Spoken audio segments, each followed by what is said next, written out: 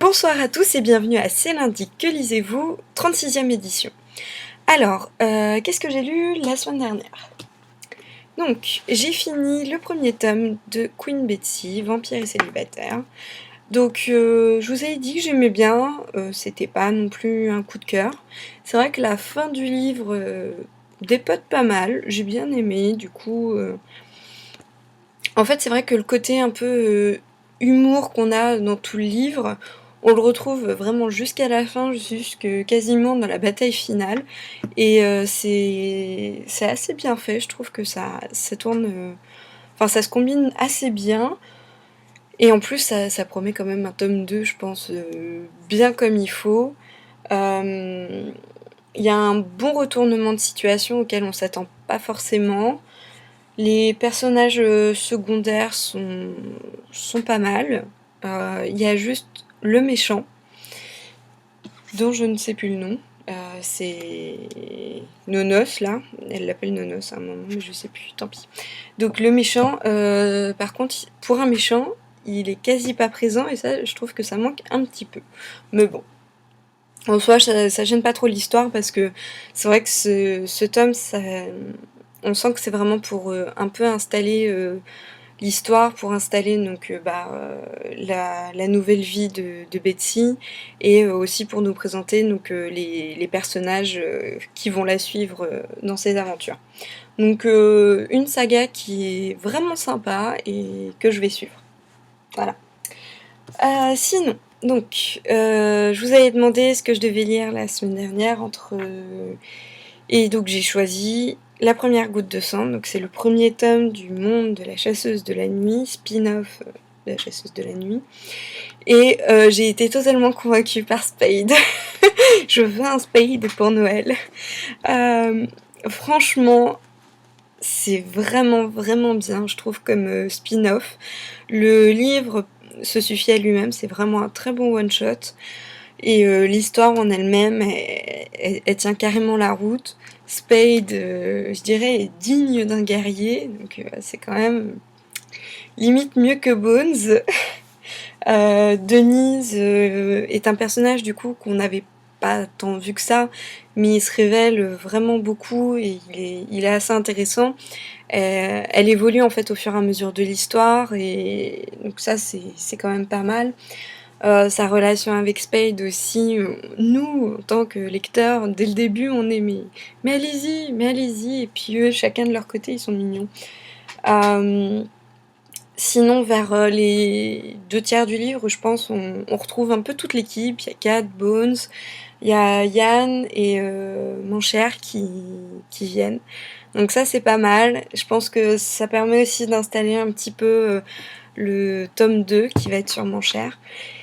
Et donc vraiment, je suis convaincue par, euh, par ce spin-off. On retrouve vraiment l'univers de la chasseuse de la nuit avec d'autres personnages. Donc c'est aussi pas mal, je pense, que de changer un petit peu d'équipe de temps en temps. Enfin, de point de vue, parce qu'on a la même équipe, mais de point de vue. Et donc, en plus, je pense que ça donne aussi quelques petites indications pour la suite de La chasseuse de la nuit, donc le tome 5 qui sort bientôt. Et je comprends mieux effectivement pourquoi est-ce qu'ils disent qu'il faut lire ce tome avant de lire le tome 5. Voilà. Donc le méchant de l'histoire est assez convaincant. On découvre du coup une autre race, parce qu'on n'avait pas vraiment eu affaire à des démons dans La chasseuse de la nuit. Et vraiment, je trouve que c'est pas mal. Ça rajoute un petit peu des éléments intéressants. Euh, voilà. Après, c'est vrai que bon, ça tourne vraiment autour de l'histoire d'amour. Il y a quand même pas mal d'action. Il y a quelques petites batailles qui sont pas mal. J'aime bien le petit fantôme aussi. Il est toujours aussi bien. Euh, donc voilà, convaincu. Je vous conseille. Du coup, donc voilà pour ce que j'ai lu. Et donc, du coup, comme j'avais hésité donc, avec ce livre-là, donc je suis en train de le lire. Je peux pas vous en dire grand-chose parce que je viens à peine de le commencer. Donc là, c'est le tome, donc pardon, le journal d'Aurélie à Flamme, c'est le tome 3. Un été chez ma grand-mère, et donc elle est même pas encore chez sa grand-mère, là, tellement j'en suis au début du livre. Donc pour le moment, je peux pas vous en dire plus. Mais déjà, dans le ton, de toute façon, on sait que c'est de l'Aurélie la Flamme.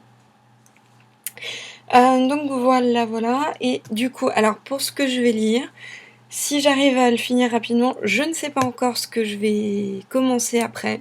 J'ai regardé tout à l'heure un petit peu sur mes étagères, mais bonne question. Je sais pas, j'hésite un peu. Donc on verra bien. Et sinon, samedi, donc samedi 3 mars, je refais une petite journée lecture avec Moody. Donc comme on avait fait le 28 janvier, si je ne me trompe pas. Et donc on a décidé de lire le tome 1 de Éphémère. Donc c'est le dernier jardin. Oui, il y a des écritures un peu dans tous les sens. Donc un livre que j'avais acheté ne serait-ce que pour sa couverture et qui en plus avait reçu pas mal de bonnes critiques. Donc j'ai vraiment hâte de le découvrir. Et un livre un peu plus vieux, Delirium, que j'avais acheté parce que j'étais allée voir Lorraine Oliver quand elle était passée au Virgin des Champs.